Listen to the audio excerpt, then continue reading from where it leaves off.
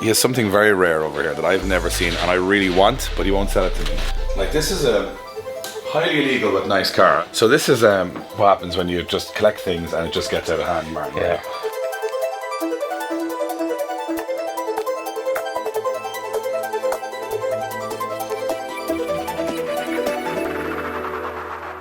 Alright guys, before we get into today's video, I've got something very cool to show you. It's a bit of a game changer. It's this, the Carly OBD2 port universal reader. And you can use this on a host of makes and models. You can even be used across multiple cars in your garages, and it's a very handy tool. You plug it into the OBD2 port on your car and you connect it to an app on your phone, which is the Carly app. And that can run diagnostics on your car. It can show you all of the faults you have in it. It can even show you if the mileage is correct and what the dealer told you was on the car. You can go through all those faults and you can basically check to see whatever's wrong with your car. Instead of having to go to a mechanic, you can actually check it yourself and maybe even prep him to get the parts ready or know how much the job is going to cost beforehand. One of the coolest features though about the Carly Universal OBD2 port reader is the coding. So you know you can go into your car and you've got lots of different settings and stuff. Well, this unlocks a ton more. If you want to open the windows on the key fob, if you want to change the beeps, the tones, how long things go on for, the brightness of the headlights, a whole host of features, you can just plug in and on your phone change those to whatever your personal preferences are. And the best thing is it's super easy to use because it's an app on your phone and it's in real time. So if you want to check the data on your car, if it allows you to, you can do it on the Carly app on your phone while you're driving along, or you can change all those parameters on the fly. So I know what you're thinking, how do I get one of these in my car and why have I been missing out on being able to control so much of my car? Well, I'll tell you what, right now on the screen there is a discount and a discount code. If you want any more information, check the description on this video. So thank you to Carly for sponsoring this episode and making such a cool product. Now, let's get into the video. Alright guys, welcome to a brand new episode of the Drift Games vlog. We are here in a wet and windy Donegal, which is right up the top of Ireland. We're back at a garage that we originally put in the vlog probably 3 or 4 years ago, but today we're here because I'm buying a car. Now, do I need this car? Obviously not. I saw it, I loved it, I wanted it, I bought it without seeing it, but I know the guy Martin who owns it, and he's a very, very good guy and he does some great work, so I assume the car will be perfect, but it is going to be the first time I'm going to see it, and here it is. Unbelievable. I knew you wanted one of those for a long time now. Yeah, well, I was a big Lupo guy, and no, this is not the car that I bought. The car that I bought is over here, and it is this incredible Lexus.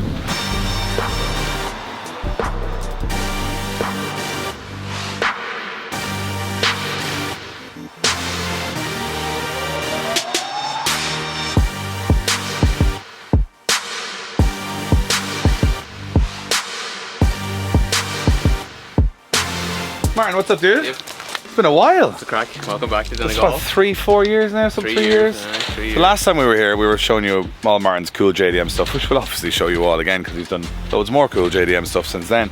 But he advertised this car a week ago when I was in Riga, and it was exactly what I was looking for. 4 doors and a boot, had a GX100, didn't have as much go as I wanted. This has a bit more go. It's not so bad. It's a V8 anyway. Everybody loves a V8. So it's a V8 3UZ. Yeah, 3UZ. Which is a little rare in these. That's fairly But there's rare. one more rare thing. That's not the reason. Well, it looks great, first of all. We'll get to that in a bit. The most rare part of it is, what can you see there, Josh, that's very unusual for one of these? Well, the manual. It's a manual gearbox. So it's an M3 gearbox. M3 gearbox. Yeah. M5 clutch. M5 clutch. CAS two-way diff. Yeah. And you painted all on the outside and did all this. So VIP kind of a style. I haven't really done that before, so it's very be cool. something kind of cool, you know. We changed from the drift cars, so. Yeah, so this has changed for me too as well, because this car I'm not buying in ribbons and having to do it up. It's actually pretty much nicely done. You resprayed this recently, wheels on, all that stuff was all up here. Yeah. And this car has done very little mileage in the last couple of years. It's done very little life. Just been sitting about out, so. So this car is actually working. It's on Irish registration. It's NCT'd. These are all very rare things for me. And this is something that I want to just as a comfy cruiser. I think it looks absolutely unbelievable. But what I really like about it is that Martin has a bit of style. So he styled it exactly as I would style it, which is VIP style, nice wheels, dished on the back, comfy interior, manual gearbox, and a two-way diff. What more could you want for a road car, right? So we'll go through the car in detail in a little while, but because I'm curious, I want to go in and have a look around at more of Martin's stuff in here because he's got some very cool cars.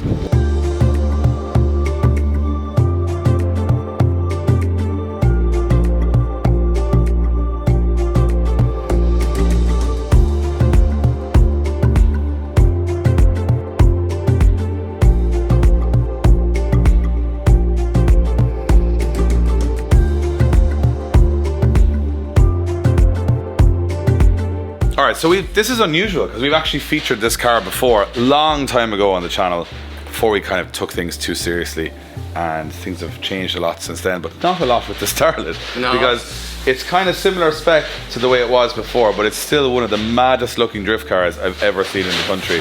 Talk us through every little bit of it, because there's so much going on that I kind of don't know where to start. First of all, it's carbon fiber everywhere, which I've never seen before on a Starlet. Yep. Dash arches. So got a dash of a 180. It's been molded in carbon fiber. The arches as well, same thing. They're the PRD arches, and we cut them, molded them onto the front bumper. It's kind of unusual. I don't think anybody's ever done that before, you know. Because they usually just go over the front bumper, right? Come right down and then we lift down at the front die. But you've kind of matched them up, yeah, almost identical, which actually looks really sweet. The same with the back ones as well. They've been modified, did the whole expanding foam thing, and flared them all out, and we took molds in and sent the plugs off, and came back from Profit kits and carbon fiber. So this one's seen a bit of damage too. Well, it's seen a bit of use. This has done a lot of drift games, bashes, and track days, and all that good stuff. And it seems to be like a very fun, reliable setup. Like, it drives pretty good. And like 3-spoke Advance painted matte black. Then you've got like a flat grey, but then you've like tons of sparkle in the mirrors. Yeah. And then carbon fiber, and all of that, if you put it on paper, sounds like it wouldn't work, but it works unbelievably. And then on the back, sparkly window louvers, diffuser, twin exit exhaust. There's a lot going on here, but it looks like, you would think it's too much, but it looks like a little Pikes Peak time attack car, which is amazing. It's very, very cool. I did pick you up on one thing though. Yes. A 180SX dashboard. Yeah. It does have a 180SX dashboard, which looks really weird, because I presume the 180SX dashboard is wider, or is it the same? It's a lot wider. It's been cut in 2 or 3 places and shortened on, yeah. It's crazy. So what gearbox and engine is this running? It's SR20 engine and SR gearbox as well. SR suspense. It's got a 180SX, basically running gear, subframe, arms. So it's kind of a mix mash of the two. The best bits of a 180 and the best bits of the Starlet kind of kept together. It's got the retro coolness as well. Like, not everybody loves a 180, you know, but there's not too many people who don't love one of these. No, this is very, very cool. Bride seats on the inside. Screamer coming out the side as well. And I'm going to pop it open. It's the smallest bonnet I've ever lifted. It's so light. That is very tidy. And it's just kind of squeezed in there. Because it's not too bad, but they're quite a small looking car. But the engine bay is probably similar. It's probably the same as an A8, A6 engine bay, you know, it wouldn't make a lot of difference. I mean, sure, this boys put V8s and V6s and all sorts of 1JZs and everything into a 180, so what's the spec on the SR? Is it kind of just lightly modified? Obviously you've got a manifold on there. Manifold, HKS, head gasket, it's got a Tommy Arms turbo, 7968 I think it is, or 7960. Grady manifold, it's got Nismo injectors, 550s, and it's got an ECU. It's not been modified on the inside, it's not forged or anything. I've had this engine 15, 16 years now. So she's kind of around, say, somewhere between, say, what, maybe 300 horsepower, 350? 368 was the last printout I got for it. And which is loads for a car that, what does this weigh? It's 940 kg with me in it, so. With you in it? Aye, with me in it, right. So sub 900 kilos? Yeah. With 360 horsepower, that's a quick car. And you obviously have to modify it for the BC Racing coilovers and everything else that's in here, which is all really good stuff. It's a lovely little car. I love this thing. This is one of the cars that you have, but you've told us there's another shed with another cool couple of cars up there. So actually, by the way, he has something very rare over here that I've never seen and I really want, but he won't sell it to me. This is for one of the cars. It's for one of the ones we're going to see later, but this is a very rare Autech engine. Autech SR20, yeah. On independent throttle bodies. Yeah. Exactly what I want for my S15. And he has it sitting here looking sparkly. Well, not too sparkly because it's a body shop, but this is going into one of the cars you have in the other shed. And this is the perfect engine in my opinion. And like, the thing about this shed is you have a lot of unusual little things. Like, I love looking around people's sheds, getting an idea of who they are. So you've got like your old Nintendo characters up here. Yeah. You've got lots of little drift memorabilia. I don't even. Polocross. Like, very cool stuff everywhere. Leave pad and door. Doors from drift cars. Some old school status error. Shout out to Gianni. And you work a lot on like old BMXs and stuff as well? Yeah, I used to be into old BMXs. years ago and kind of got out of it. When you get into drift cars, you can't do both. But with lockdown and the price of cars, I kind of got back into BMXs again because they were affordable, you know. We just rally about in them, you know. It's a bit of fun. Yeah. Literally rally about in them. Right, let's go look at some more cars up this way. Have you been looking outside at your car lately and thinking, I need an upgrade? Well, I'm going to send you somewhere very special, to moorfieldmotors.ie. They've got amazing stuff like this in every specification, a huge range. If you want an SUV, you want a performance car, you want something practical, they can hook you up and they can even source it if they don't have it. They offer full finance and they have a beautiful showroom where you can come in out of the elements and actually check the cars out properly. Tell them I sent you and you're going to pick yourself up a very nice machine. See, the thing about Ireland is, that's different I think to everywhere else in the world is, I just love sheds. You just don't know what's in a shed. Everywhere you go, I've got a few cars up in a shed and I have no idea what he's got in here. So you guys are coming in with us for a first look.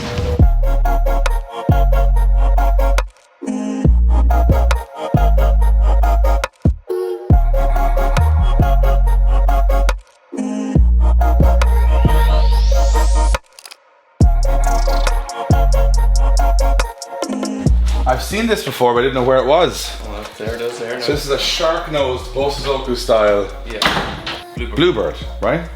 Like, this is a highly illegal but nice car. I mean, it's getting more, well, as I said, there's a lot going on. Big, I mean, especially the exhaust on the back.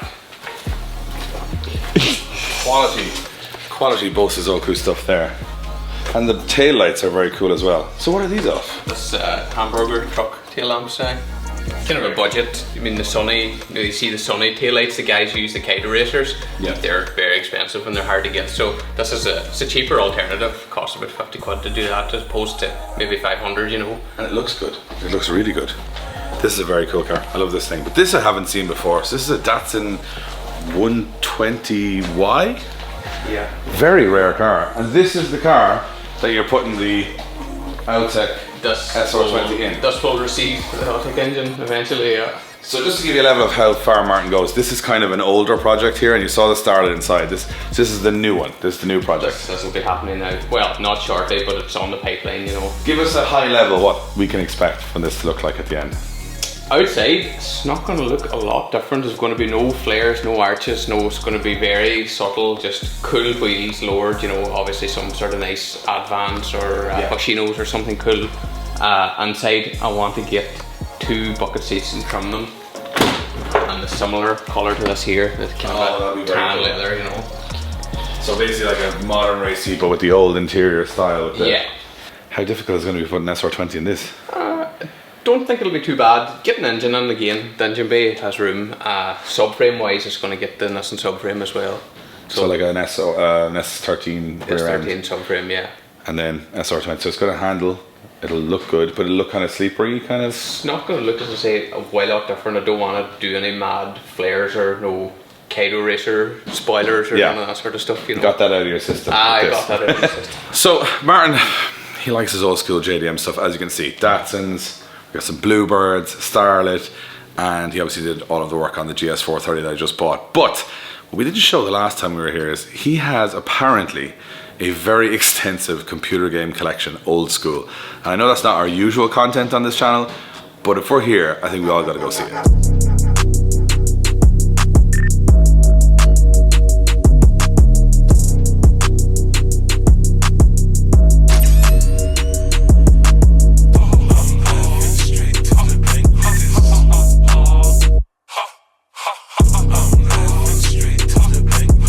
So this is what happens when you just collect things and it just gets out of hand, Martin. Yeah. Right? So what a collection.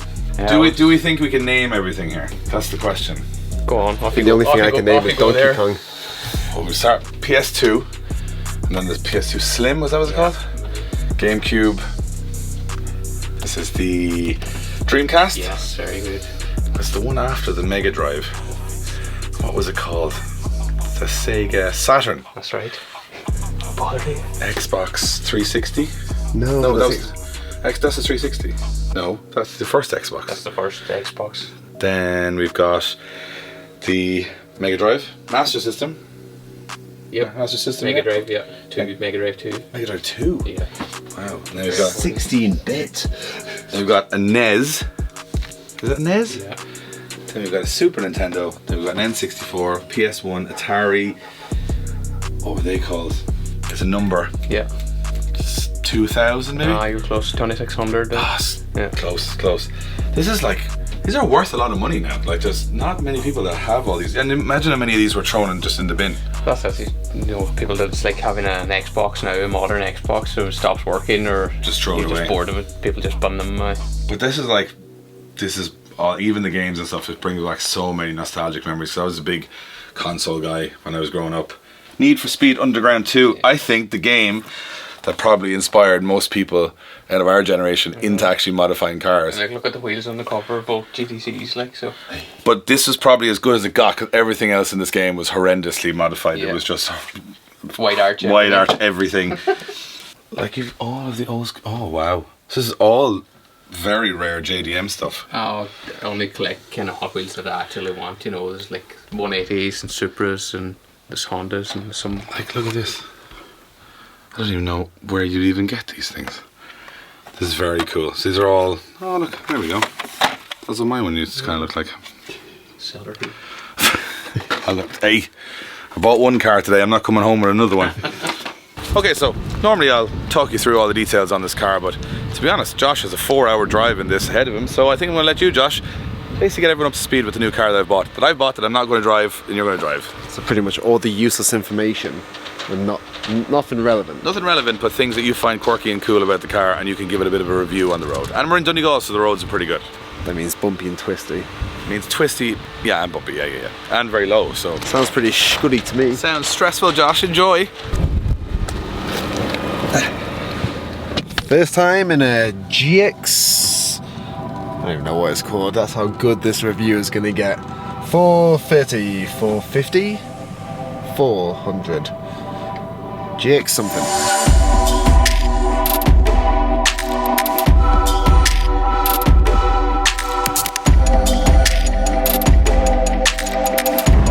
Okay, so as I drive through this lovely part of the country, my first thoughts in the car, I've been driving it for, I don't know, 5 minutes, and my only comparison to this car was the IS200 Dave bought, the blue one, with the 1UZ in, so that's kind of the closest thing that I can compare it to. And on first comparisons, yes, much better.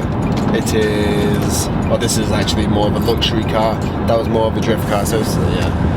It's kind of two completely different cars, but anyways, so that was a 1UZ, this is a 2UZ. And I will say this one feels a lot more sprightly. I know the other one's been mapped since, I've not drove it since then, but definitely a few more ponies in it. It rides lovely, it handles lovely, scrubbing on the arches is a minimal, scraping on the front, it hasn't yet. It's just started to rain outside. Wipers aren't the best. So yeah, as far as first comparisons go, not a bad start. Okay, so last night I gave a half-assed review and I was very tired, it was very long, and it was very boring on the way home. So, but it proved that it's reliable, because it did 4.5 hours of driving yesterday? Straight. So there's no problem with its reliability. But we're here in Mondello Park. The Drift Games experience is on. Remember, you guys can come down to Mondello and come drifting with us whenever you want. Just go onto the Mondello Park website and book yourself in. You can come and learn how to drift in our 350Zs. But because we've got about 10 minutes of a break here between our classes, we're going to see if this thing can skid, because we've been told it can. Also, Drift Games. Drift Games. Got drifted. With GX100, we just drove around looking cool. This, I want it to be actually a bit of a skid car. So I'm going to hop in, see how it goes.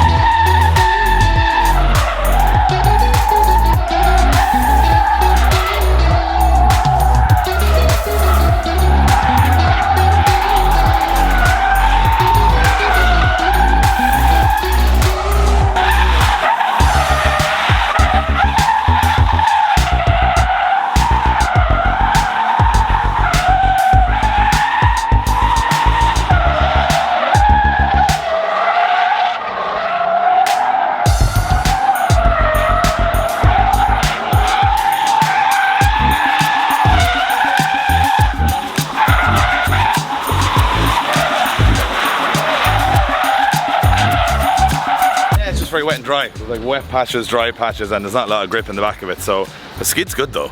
It's really fun. Like it's really big and heavy and it's very quiet, so it's weird to drift it compared to a red drift car, but it actually handles lovely. It looks like the heaviest thing in the world. Do you know what? It's actually a lot of fun to drive. Like it's a perfect kind of skidder for a bit of fun every now and again. So it's exactly what I wanted. Absolutely love it so far. It's reliable, it looks cool, it does skids, it's manual. This is going to be a fun car to have on the channel. So let us know in the comments what you think of the new GS430 with the M3 manual conversion. Think it's a good buy? Think it's going to be fun? And there's also some very special role for this car at the LZ Festival, but I'm not going to tell you what that's about just yet. We got to keep you on the hook a little while. We hope you guys enjoyed this episode. There's another thrown together one, and we got a lot of cool stuff coming up in the next couple of episodes. We're heading to BDC tomorrow for the British Drift Championship. Wish us luck. If you're coming down, make sure you come and say hi. Now it's time to get some more work done. We're going into the office now. We've got a lot of paperwork to do ahead of a couple of events, so busy. I hope you guys enjoyed it. See you in the next one.